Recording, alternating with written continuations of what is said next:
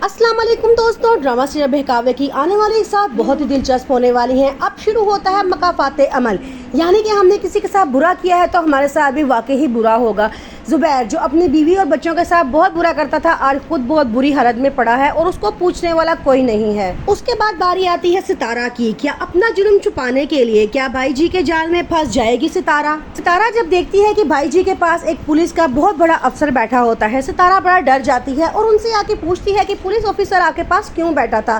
तो आगे से भाई जी बताते हैं कि वो एक पुराना केस है, वो मुझसे डिस्कस कर रहा था। एक लड़की अपने शोहर को जहर देके भाग जाती है और उसके घर का सारा माल भी हड़प कर जाती है। आगे से सितारा बहुत डर जाती है।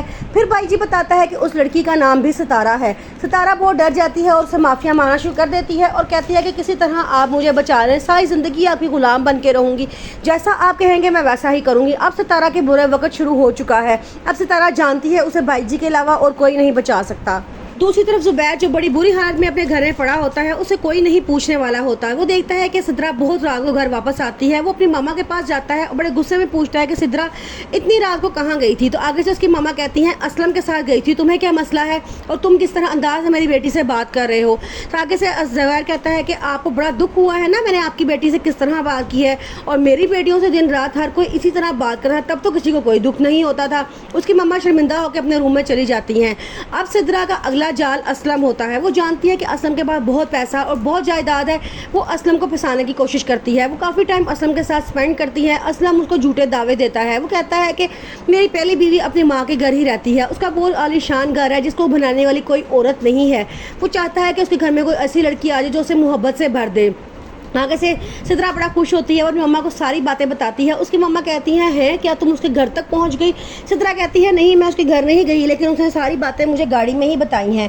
उसकी मम्मा कहती है जितना हो सकता है उससे दूर रहने की कोशिश करो, वो अच्छा इंसान नहीं है। लेकिन सिद्रा कहती है मम्मा नहीं, असलम बहुत अच्छा इंसान है, आप उसके बारे में गलत सोच रही हैं। असलम जो जुबैर की सारी जायदाद हड़प करना चाहता है, अब वो नए प्लान बना रहा है। वजीर आके सारी बातें जुबैर को बताता है कि ना वो बिजली के बिल देता है, ना ही स्टोर में माल डलवा रहा है। अब जुबैर को भी उसकी नीयत पर शक होना शुरू हो जाता है। वो अपनी मामा से कहता है सिद्रा से कहो असलम से दूर रहे, क्योंकि असलम एक अच्छा इंसान नहीं है। उसकी मामा कहती हैं सारी ज़िंदगी तुम असलम का दम भरते रहे हो, आज जब वो मुश्किलों में तुम्हारे काम आ रहा है तो तुम ही उसके खिलाफ हो गए हो।